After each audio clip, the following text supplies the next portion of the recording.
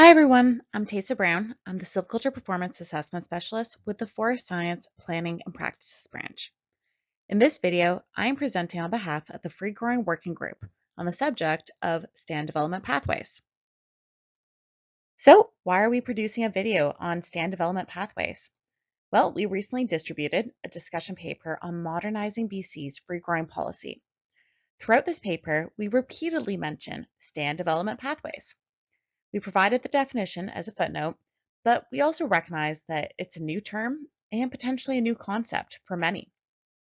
So in this video, I'll set the context by explaining how they're expected to be incorporated into the forest landscape planning process. Then I'll explain in greater detail what a stand development pathway is.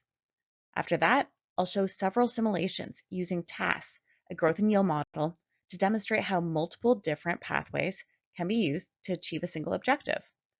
Then we'll wrap up by evaluating these pathways. But to start, I'm going to set the context. British Columbia is currently switching over from forest stewardship plans to forest landscape plans. In the development of FLPs, 5 legal objectives must be considered, and there is no hierarchy of importance associated with these objectives. These objectives include the production and supply of timber, the protection and conservation of the environment, including managing resiliency at multiple scales, managing the values placed on forest ecosystems by First Nations peoples and local communities, and preventing, mitigating, and adapting to impacts caused by significant disturbances to forests and forest health, including wildfire, insects, disease, and drought. As a result, we're going to be managing for different values than in the past. The practice of silviculture in British Columbia will need to expand to address these legislated objectives. We won't be able to achieve these objectives if we keep doing status quo management and only managing up to free growing. Instead, we're going to need to do full rotation management, and as a result, stand development pathways will be necessary. So, how will it work? Well, the development of FLPs are overseen by planning tables. One of the tasks of the planning tables is to set forest level goals and objectives for multiple values, including those listed on the last slide. Then, these forest level goals and objectives will be used to set a range of stand level goals that will cumulatively achieve the forest level goals and objectives over time. The FLP will also have working groups that will focus on a specific value or topic like biodiversity, wildlife, wildfire, silviculture, etc. And these groups will report to the FLP planning table. These working groups will be responsible for coming up with plans to achieve the forest and stand level objectives. A silviculture plan would include stand development pathways and silvicultural systems to achieve the desired forest and stand level objectives. All right, now with that understanding of how stand development pathways will fit in with FLPs, let's dive into the definition. So, a stand development pathway describes the evolution of a stand towards the desired future stand conditions and outcomes. So, basically, your stand objectives. So, to do that, you begin by describing your starting state, your current stand condition. Then, based on your stand objective, describe the desired future stand conditions that will achieve that objective through time.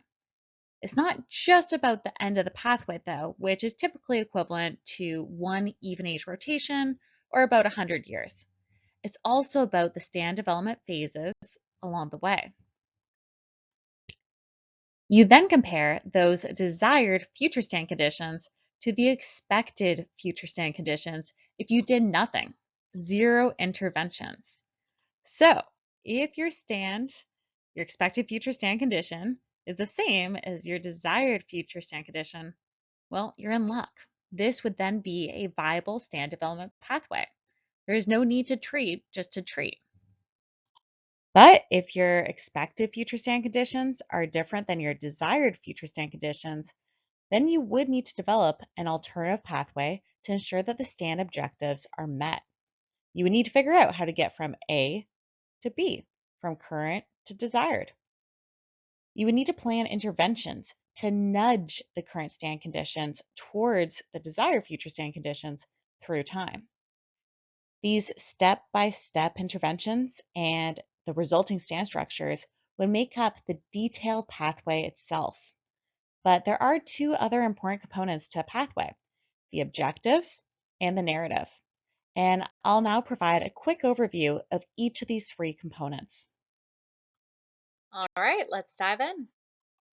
All right, first we have objectives.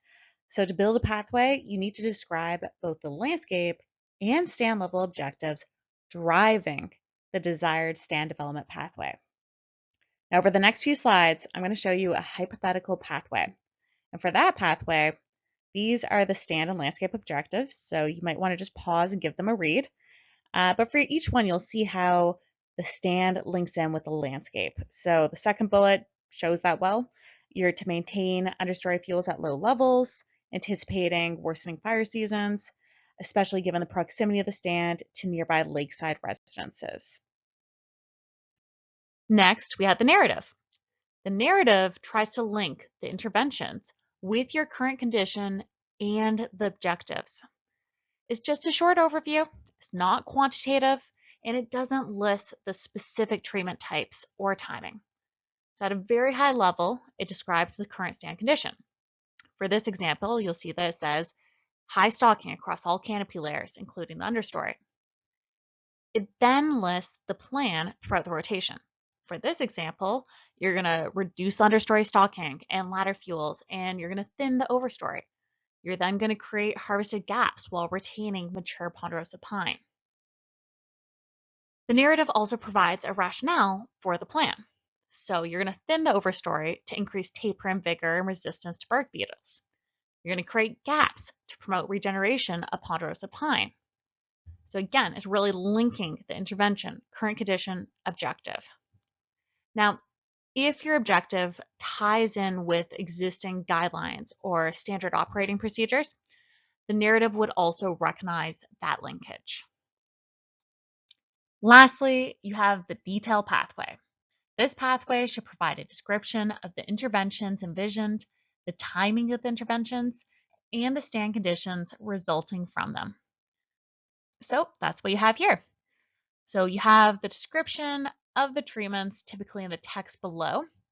You have the timing of the interventions right up here. And you have the resulting stand conditions, partially in the text below, but also in these graphics. So you can see kind of the before and after of the various treatments. So 30 versus 31, 5 versus 6. Now, it's important to emphasize that stand development pathways can be fluid. They are not a rigid or fixed prescription. You can swap in different interventions if they create the same stand condition. Similarly, you can create pathways with multiple options over time to provide more flexibility to deal with surprise events when they occur. And just being realistic, that is going to happen given the rise of extreme weather events, insect outbreaks, and disease issues. Also, given the uncertainty of climate change and possibly changing values and objectives, another option is creating a more detailed pathway for the first 20 to 30 years to put it into an improved stand condition, and then leaving it more open for the remainder of the pathway. Then my last point for the slide, if a severe disturbance does happen and it alters the stand condition, and you haven't created an option to capture that, that's still okay. You would just reassess your pathway, and then you potentially modify it, or if needed, develop a new pathway. Now, this presentation is not meant to be instructional. I'm not going to teach you how to produce stand development pathways. I only have 20 minutes. So I'll just highlight that it's very important to have a strong understanding of stand dynamics and all the factors that affect stand development when creating pathways. I've listed just a handful of those factors on a slide, so it can clearly get complicated. As a result, it can sometimes be challenging to envision how a stand will develop through time, especially given climate change, new forest health agents, or new levels of forest health damage, and the rising use of innovative silvicultural systems. One tool that can be helpful with this process is growth and yield modeling. It can help you understand how a stand will develop through time, or how a stand will respond to an intervention. The visual representation of stand conditions can also be very useful for visual learners or for people who don't have a forestry background, who might not understand what 42 meters squared per hectare would translate to on the ground. So I'm going to show you that with some simulations using TAS, a growth and yield model. I'll show you the control, the scenario where we do not intervene. Then I'll show you two alternative pathways where we do intervene, but in different ways, both with the same objective in mind. Okay, our example. We have a management pine beetle attack stand in the SPS MC2. At age 74, most of the lodgepole pine were killed, leaving only scattered spruce and silver alpine fir. So that's the image on the left. It's now been 20 years since the management pine beetle attack, and the stand is now 94 years old. Most of the dead pine have fallen over and are now creating a high fuel load. In addition, there has been scattered natural regeneration, mostly spruce and subalpine fir with a touch of pine. Now, for the stand, the primary objective is carbon sequestration. So, given this objective, are any interventions required? To answer that, we first need to consider how the stand will develop if left untreated, with no human intervention. A highly probable scenario is that the stand is largely destroyed by a high-intensity wildfire with only a few scattered surviving trees. The high-intensity fire would likely consume many of the cones and seed present on the site. This would result in low levels of natural regeneration after the fire. As a result, long-term, there would be holes in the stand. So as this runs through, what do you think of this outcome? Do you think he'll meet the stand objective? Even if it does, do you think we could do better if we intervened?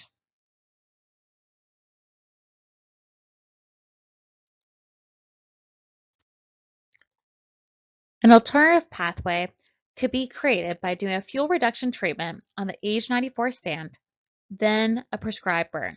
So that just happened. Given the overstory trees are spruce, fir, and pine, it is likely that several will be damaged or killed by the prescribed burn, and the post-managed pine beetle regeneration would also be killed. However, this would be a lower intensity fire, so it would promote higher natural regeneration levels afterwards. Furthermore, the reduction of the overstory would increase light levels and allow for more natural regeneration of pine. The resulting stand development pathway has a more fully occupied site and higher levels of carbon sequestration. The removal of fuels and the prescribed burn also reduces the carbon loss to a high intensity fire. Another option to change the stand development pathway would be to do a fuel reduction treatment, followed by mechanical site prep, and then a planting of high gain spruce at a spacing equivalent to 1,800 stems per hectare in the open spaces. The fuel reduction and site prep treatments would likely damage a portion of the regeneration that came in after the management pine beetle attack, but the goal would be to save as many as possible. This pathway would also retain the live overstory trees, and the planted spruce will survive with some shade, and there would be some frost protection from the overstory. As this stand develops, it will sequester the most carbon of the three options, given the improved growth rates of the high gain spruce. However, if the second option can promote high levels of natural pine, it would also sequester significant carbon. So, how would you pick the pathway? In my evaluation, I'd consider 1, which option is the most desirable given the objective, 2, which option is the most feasible, and 3, which option is the most cost effective. Again, our objective is carbon sequestration. For simplicity, we're just going to compare outcomes using meters cubed per hectare. But if you did have this objective as part of your FLP, you'd likely focus on tons of CO2 equivalent. That just would have taken an extra step here, and people are on vacation and we wanted to get this info out. I apologize. So option 1 would have no direct silviculture costs, but our inaction would lead to a high fuel load and possibly a wildfire that could cost the province millions of dollars in firefighting, especially if the stand was anywhere close to a community. Just on that basis alone, this is not a desirable option. It also doesn't meet the objective if it leads to a wildfire, which releases carbon, and then only grows 103 meters cubed per hectare after 50 years. Our option 2 does meet the objective with 279 meters cubed per hectare, but it would be a harder option to do logistically. There are more administrative hurdles doing a prescribed burn than most alternative silviculture treatments. There can also be tight timing windows dealing with both fire weather conditions and venting conditions. On top of that, it can be more expensive. This is especially true because we're lacking people with expertise in prescribed burning provincially. So, would you even be able to find someone capable of managing and executing this prescribed burn? And if they had less experience, are you confident that they'd achieve the appropriate burn severity to get a high density of lodgepole pine natural regeneration? Our third option would capture the most carbon with 300 meters cubed per hectare. It's also feasible to do. We have the equipment and contractors to do a mechanical site prep. It wouldn't be negatively perceived either by the public like option 1. And the costs are known and can be properly captured by appraisal.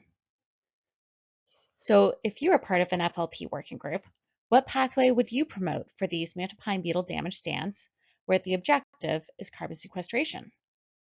Would you just want one pathway to be available? Or would you want to promote multiple options to allow for diversity, learning, or comparison?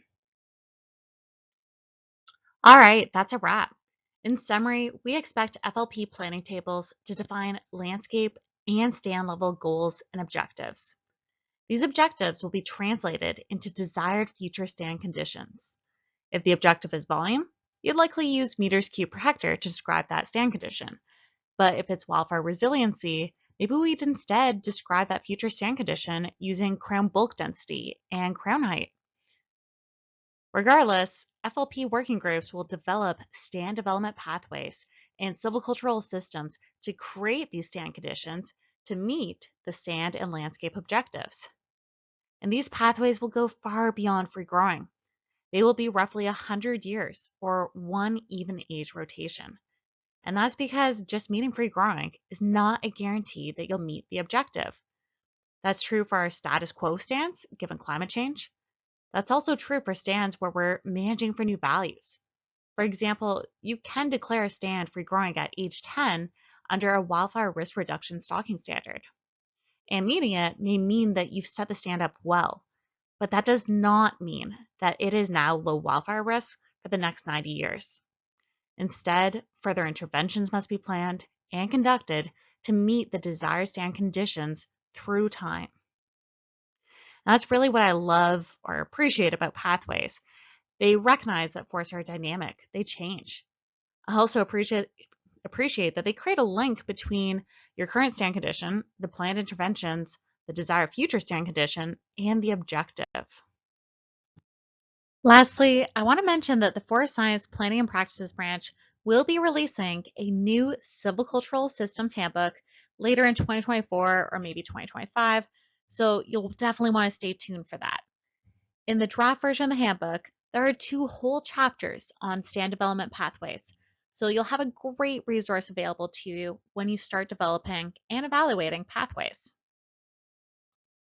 Again, this presentation is on behalf of the Free Growing Working Group. It was intended to provide you with more background information on stand development pathways so you can more clearly picture how silviculture might happen under forest landscape plans. We want to provide you with all the necessary background information so you can, in turn, provide us with as much feedback as possible. We really want to hear your thoughts on free growing or silviculture more generally. What's working? What's not? How can we address any limitations? How would you like to see silviculture happening under forest stewardship plans or under forest landscape plans? You can provide this feedback using the link questionnaire. Here's a QR code. I think there should be a link also in this video's description. Alternatively, you can email Shannon Pierce, and I have her email on the slide right here. and she's the person compiling feedback on this project. So I want to thank you so much for watching, and again, really hope you participate and send us your thoughts. Thank you.